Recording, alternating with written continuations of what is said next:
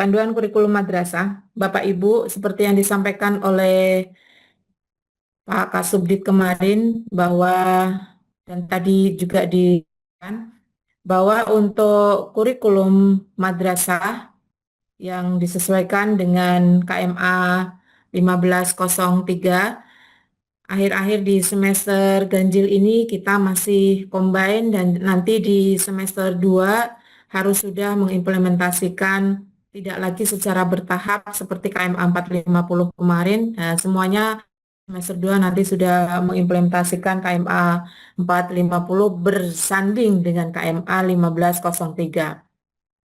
Secara prinsip, untuk penyusunan dokumen kurikulum tidak banyak berubah, Bapak Ibu. Masih sama, ada beberapa komponen, tetapi kita sampaikan bahwa pondasi kurikulum ini seperti kita bahwa kurikulum itu adalah sesuatu yang dinamis. Dia akan terus berkembang mengikuti kebutuhan zaman pun kita di jajaran madrasah itu juga harus mengikuti perkembangan zaman, bukan hanya mengekor kepada peraturan yang berlaku di Kemdikdasmen, tapi kita juga punya beberapa peraturan yang kemudian menyertainya. Jadi ada 3 hal pondasi kurikulum. Yang pertama bahwa kita harus paham bahwa kurikulum adalah dokumen hidup yang sangat-sangat dinamis dan itu akan mengikuti perkembangan zaman sesuai dengan data dan konteks madrasah. Kemudian yang kedua, murid pembelajaran memenuhi keragaman potensi. Jadi kurikulum ini harus mengapresiasi apa yang menjadi kebutuhan murid. Yang ketiga, kontekstual dan relevan.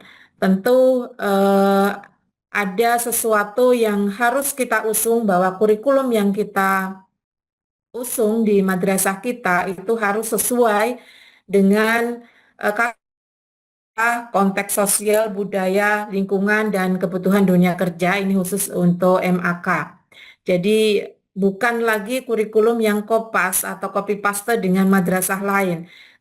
Madrasah punya karakteristik sendiri, baik itu karakteristik sosial, budaya, lingkungan, dan warga madrasah. Utamanya ada murid, ada guru, dan ada juga komite sebagainya yang harus kita jaga secara utuh. Selanjutnya Bapak Ibu, beberapa prinsip penyusunan kurikulum ini tidak jauh berbeda dengan prinsip-prinsip pada kurikulum yang sebelumnya kita usung di KMA 450. Tentu kurikulum ini harus berpusat pada murid, kontekstual, esensi, tabel, dan melibatkan pemangku kepentingan. Ini yang poin esensial. Ini harus kita sajikan dokumen kurikulum ini sesuatu yang lugas, ringkas, dan mudah dipahami oleh semua pihak. Jadi jangan berpikir kurikulum yang kita punya itu kurikulum yang tidak bisa dibaca oleh masyarakat itu adalah kurikulum yang baik, bukan seperti itu. Jadi kurikulum yang kita sajikan, yang kita punya adalah dokumen yang mudah dipahami oleh seluruh warga masyarakat madrasah. Warga madrasah, baik itu guru, murid, maupun komite dalam hal ini perwakilan dari orang tua murid. Dan yang tentu ini berpusat pada murid, pembelajaran ini harus memenuhi keragaman potensi, mengakomodasi semua kebutuhan yang dimiliki oleh murid-murid kita. Jadi tidak boleh kurikulum itu hanya mengakomodasi satu kebutuhan tertentu ya yang dimiliki oleh salah satu siswa kita. Jadi kebutuhan perkembangan, kebutuhan tahapan belajar, dan kepentingan murid yang beragam itu bisa kita akomodasi dalam dokumen kurikulum yang kita miliki. Komponen utama dalam penyusunan dokumen kurikulum ini masih sama dengan komponen-komponen yang ada di KMA sebelumnya. Paling tidak ada 4 hal, ya, 4 komponen dari kurikulum madrasah yang harus ada, minimal harus ada dalam dokumen kurikulum kita. Yang pertama, ini adalah analisis karakteristik. Yang kedua, visi dan tujuan madrasah. Kemudian yang ketiga, pengorganisasian pembelajaran, dan yang keempat adalah perencanaan pembelajaran. Bagaimana Bapak Ibu, 4 komponen itu bisa kita akomodasi dalam dokumen kurikulum yang kita miliki. Yang pertama, komponen analisis karakteristik madrasah. Tentu ini yang paling penting Bapak Ibu, bagaimana kita bisa menganalisis kekuatan dan aspek-aspek yang distingsi dari madrasah kita, pembeda dari madrasah kita dengan madrasah lain, ini harus kita gali. Kita tidak mungkin kopas dokumen kurikulum madrasah lain secara brutal untuk kita aplikasikan di madrasah kita. Karena tentu analisis karakteristiknya juga sangat-sangat berbeda. Bagaimana kita bisa menganalisis karakteristik madrasah kita bisa dengan cara Bapak Ibu misalnya menggunakan angket, menggunakan wawancara untuk mendata bagaimana si konsumen atau warga madrasah masyarakat terhadap madrasah kita. Misalnya dengan polling sederhana atau dengan wawancara sederhana tentang orang tua yang masuk ke madrasah kita, menyekolahkan anaknya ke madrasah kita dengan cara wawancara singkat misalnya, Ibu kenapa menyekolahkan ini? Oh ternyata karena anak saya ke sini senang ada program tahfidz, ada program robotik, ada program penguatan pembelajaran. Itu bisa dijadikan salah satu dasar untuk menggali data bagaimana analisis yang bisa kita lakukan terhadap apa yang kita berikan dan itu diapresiasi oleh masyarakat. Dan tentu analisis kekuatan dan aspek perbaikan dari madrasah dalam ranah perencanaan dan pengelolaan pembelajaran ini mempertimbangkan sudut pandang murid. Semuanya berpangku atau semuanya berporos kepada kebutuhan murid. Nah, ini Bapak Ibu bisa memulai dengan menganalisis, bisa secara singkat menggunakan analisis SWOT atau analisis singkat yang lain. Kalau untuk madrasah yang sudah tahap berkembang, tentu analisisnya sudah jauh lebih kompleks dan lebih luas lagi. Kemudian analisis maupun kekuatan yang dimiliki oleh madrasah ini bisa dijadikan dasar untuk menyusun program, menyusun pembelajaran, menyusun apa saja ekstrakurikuler, apa saja kokurikuler yang akan kita masukkan dalam dokumen kurikulum kita nanti. Kemudian Bapak Ibu yang kedua, visi, misi, dan tujuan madrasah. Ada beberapa hal yang perlu kita lakukan, kita fokuskan bahwa ketika kita merumuskan tujuan, visi, misi, dan tujuan madrasah, kita itu harus betul-betul fokus untuk memahami dan membantu murid untuk mengenal diri dan cara belajar mereka sendiri. Ini dalam visi kita bisa menyajikan atau mempertanyakan kepada kita, diri kita sendiri dan warga madrasah, apakah visi itu sudah menggambarkan harapan seluruh warga madrasah? Apakah visi juga menyatakan tujuan besar yang ingin dicapai madrasah? Apakah visi juga berpusat pada murid? Ini tentu ketika kita melakukan penyusunan visi dan misi harus melibatkan warga madrasah dan juga utamanya pemangku warga madrasah agar semuanya paham bagaimana visi misi ini menjadi brand yang harus kita usung menjadi ciri khas madrasah kita. Kemudian salah satu tip Bapak Ibu untuk menyelaraskan visi, misi, dan tujuan madrasah, ketika kita melakukan analisis lingkungan belajar, pastikan visi dan misi tujuan tidak bertentangan dengan kerangka kurikulum yang ditetapkan oleh pemerintah, tujuan pendidikan nasional, dan struktur. Tadi Pak Didin sudah menyampaikan beberapa contoh struktur kurikulum dan Bapak Ibu juga bisa mempelajari lebih lanjut untuk struktur kurikulum ada di KMA 1503. Antara visi, misi, dan tujuan ini harus linier, harus seimbang, dan harus sama-sama sejalan. Mana misinya kemana, tujuannya kemana. Nah, ini tentu butuh duduk bersama untuk merumuskan semua, baik visi, misi, dan tujuan. Setelah tadi tentu melakukan analisis karakteristik madrasah. Kemudian yang ketiga, Bapak Ibu, adalah komponen pengorganisasian pembelajaran. Dalam melakukan organisasian pembelajaran, kita memperhatikan prinsip-prinsip. Yang pertama, menganalisis kebutuhan untuk mengorganisasi pembelajaran, dan yang kedua, menganalisis mata pelajaran, tematik, integrasi, kolaboratif, dan blok. Ini tentu nanti harus disesuaikan dengan eh, dokumen yang disesuaikan dengan apa yang menjadi kebijakan dari madrasah.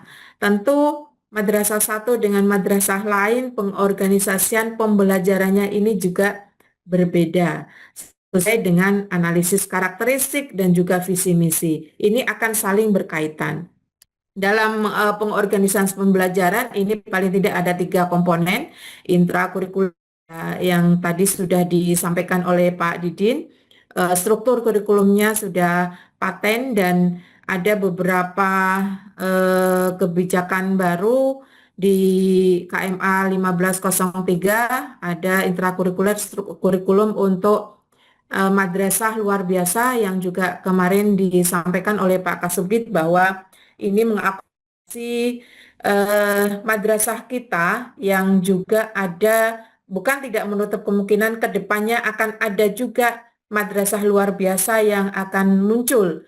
Kalau sementara ini baru ada 2 madrasah luar biasa, yaitu yang terletak di MI di Semarang dan satunya di MTS ya Ketunis di Yogyakarta. Ini tentu agar yang luar biasa, karena selama ini madrasah luar biasa itu mengikuti atau menggunakan struktur kurikulum yang sama dengan reguler. Tentu dari sisi kesempatan, dari sisi juga tenaga pendidik, dari sisi murid, juga kalau disampaikan sedikit berat. Nah, ini tentu kebijakan untuk mengeluarkan struktur kurikulum madrasah luar biasa ini menjadi angin segar bagi teman-teman yang ada di madrasah luar biasa. Kemudian yang kedua, kokurikuler ini nanti juga akan ada sendiri sosialisasinya terkait dengan panduan. Yang jelas juga sudah disampaikan bahwa kokurikuler ini kolaboratif berbasis cinta yang nanti harus outputnya adalah ya 7 gerakan kebiasaan anak Indonesia hebat seperti yang tertuang dalam dokumen KMA 1503 dan juga Permendikdasmen 13. Kemudian yang selanjutnya ekstrakurikuler. Ini ekstrakurikuler tentu yang namanya ekstrakurikuler ini juga berbeda, tidak akan sama di masing-masing madrasah. Mungkin ada beberapa madrasah yang mengambil program mandatori baik dari Kanwil, baik Kemenak Pusat atau yang lainnya sesuai dengan SK kekhasannya, nanti ekstrakurikulernya juga mengikuti. Nah, ini untuk pengorganisasian pembelajaran bisa kita sampaikan ada berdasarkan mata pelajaran, kemudian secara tematik, secara terintegrasi, blok, waktu terpisah. Ini monggo nanti bisa kita lagi di dokumen KMA dan sesuai dengan kebutuhan madrasah masing-masing. Kemudian komponen yang keempat dari kurikulum ini minimal memuat perencanaan pembelajaran, dan perencanaan pembelajaran ini memuat 2 hal, yaitu ruang lingkup madrasah. Untuk ruang lingkup perencanaan pembelajaran ruang lingkup madrasah ini penyusunan tujuan pembelajaran dan alurnya meliputi 2 hal, yaitu muatan kurikulum berbasis cinta dan intrakurikuler pemetaan tema untuk kegiatan kurikuler. Tentu ini sinergi dengan beberapa kebijakan baru digulirkan jauh sebelum KMA ini disahkan. Kemudian yang ruang lingkup kelas ini meliputi pembelajaran intrakurikuler yang pelaksanaan pembelajaran atau modul ajar ini juga eh, dibuat atau disusun dimasukkan dalam dokumen kurikulum kita bagaimana contoh rencana pelaksanaan pembelajaran atau ajar yang akan digunakan oleh Bapak Ibu guru di madrasah. Ini ketika menyusun dokumen kurikulum paling tidak harus sudah ada contoh rencana modul ajar yang akan dimasukkan dalam dokumen kurikulum. Kemudian yang kedua, kegiatan kokurikuler memperhatikan muatan berbasis cinta. Ini untuk kurikulum berbasis cinta, sepertinya sudah banyak Bapak Ibu yang mendapatkan pengimbasan tentang kurikulum berbasis cinta dan ini tentu sudah bisa beberapa madrasah kita sudah mengimplementasikannya. Kemudian perencanaan dan pelaksanaan pembelajaran dan asesmen pada praktek. Ini mungkin ada di MAK dan juga PKL ya secara kolaboratif oleh madrasah dan mitra dunia kerja Dudin gitu. Kemudian yang selanjutnya dalam perencanaan pembelajaran mendalam tadi juga sudah banyak disampaikan oleh narasumber sebelumnya. Ini memuat beberapa dan asesmen. Nanti untuk PPA-nya juga akan ada materi tersendiri dari panduan. Insya Allah akan disampaikan oleh teman-teman tim pengembang kurikulum di sesi setelah ini. Kemudian prinsipnya yang kedua terintegrasi. Pembelajaran harus digunakan secara integrasi sebagai pertimbangan utama dalam merancang struktur kurikulum madrasah. Jadi ketika mau menyusun dokumen kurikulum, perencanaan pembelajaran mendalam ini harus sudah dibuat sedemikian rupa agar juga struktur kurikulum sudah disusun sesuai dengan apa yang akan diambil kekhasannya oleh madrasah masing-masing. Kemudian yang ketiga, madrasah dapat menggunakan panduan pembelajaran dan asesmen sebagai panduan terkait. Bapak Ibu, dalam pembelajaran mendalam ini nanti juga disampaikan atau dimasukkan dalam dokumen kurikulum kita bahwa madrasah harus menghadirkan pengalaman belajar yang mendalam bagi murid. Pembelajaran mendalam memberikan pengalaman belajar kepada murid dengan memahami, mengaplikasi dan merefleksi. Kemudian ini juga harus merupakan aktivitas yang direncanakan dan diberikan oleh pendidik. Apa ini penting Bapak Ibu? Karena kalau tanpa perencanaan nanti tidak akan ada konektivitas antara mata pelajaran yang satu dengan mata pelajaran yang lain dan tentu Bapak Ibu guru tidak punya pegangan bagaimana cara melaksanakan pembelajaran mendalam di kelas masing-masing. Tentu ini harus ada arahan juga dokumen yang dicantumkan dalam pembelajaran dalam dokumen kurikulum. Baik, ini mungkin hanya beberapa contoh bagaimana kita akan menyusun pembelajaran mendalam dalam dokumen kurikulum kita. Sepertinya tidak begitu perlu kita sampaikan. Nah, ini untuk perencanaan pembelajaran kokurikuler. Bapak Ibu, untuk kokurikuler nanti ada tim sendiri yang menyampaikan. Yang jelas untuk kokurikuler ini bertujuan untuk penguatan, pendalaman dan atau pengayaan kegiatan kokurikuler dalam rangka pengembangan kompetensi dan karakter murid. Pembelajaran lintas disiplin ilmu, kemudian tidak ada lagi P5RA, tentu ini bagian dari yang mencolok berubah dari sebelumnya, walaupun sebenarnya kegiatannya kita lihat sama ya penamaannya, tapi kita perlu untuk mengadaptasi bagaimana perubahan-perubahan yang perlu kita sampaikan dalam dokumen kurikulum kita, kurikulum madrasah, ketika nanti sudah penyesuaian dengan KMA 1503. Kompetensi dan karakter yang dimaksud adalah 8 dimensi profil lulusan dan topik pancacinta yang selanjutnya sebagai alur perkembangan kompetensi.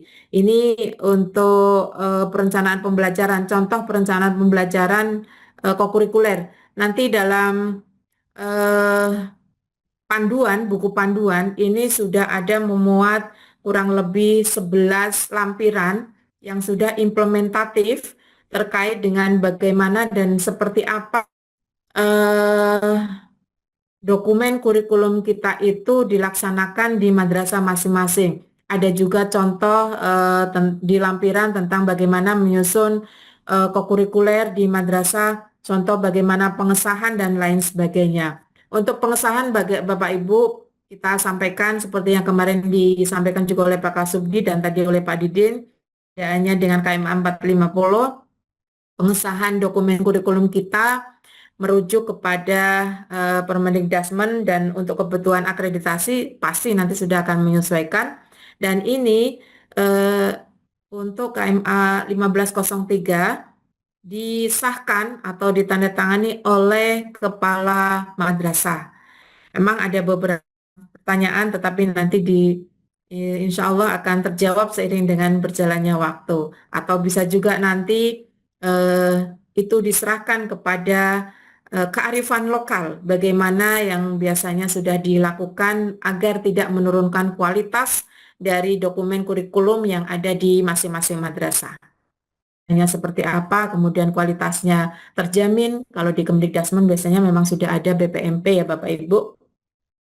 Kemudian evaluasi dan pengembangan profesional, Bapak Ibu, untuk mengukur sejauh mana pembelajaran yang kita lakukan dengan menggunakan dokumen kurikulum yang kita punya, miliki selama ini sudah tercapai, maka perlu dilakukan evaluasi pembelajaran.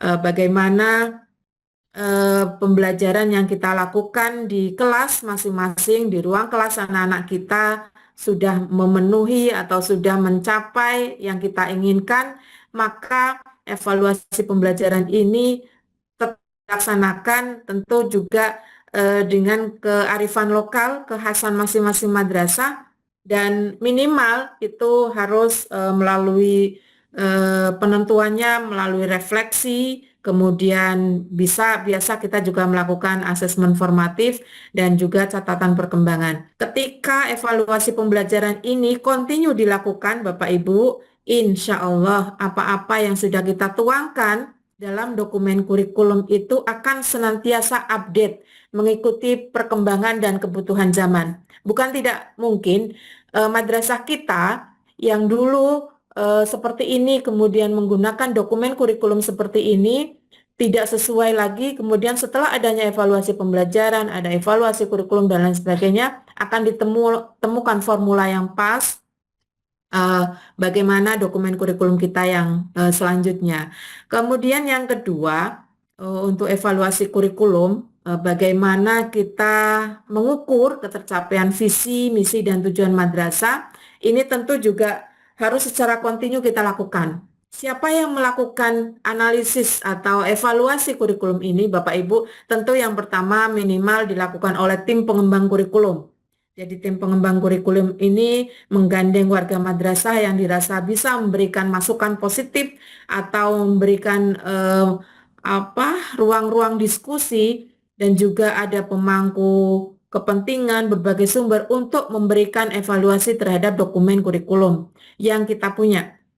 Ini membuka ruang perubahan dinamisasi dari dokumen kurikulum yang disusun oleh kita, oleh madrasah kita. Kemudian pendampingan pendidik, ini juga peran dari kepala madrasah, coaching, mentoring, dan pelatihan berkelanjutan untuk meningkatkan kompetensi pedagogis dan profesional pendidik. Bapak Ibu, sejak diberlakukannya Kepmen ya, saya lupa nomor berapa tentang fungsi kepala madrasah sebagai manajer.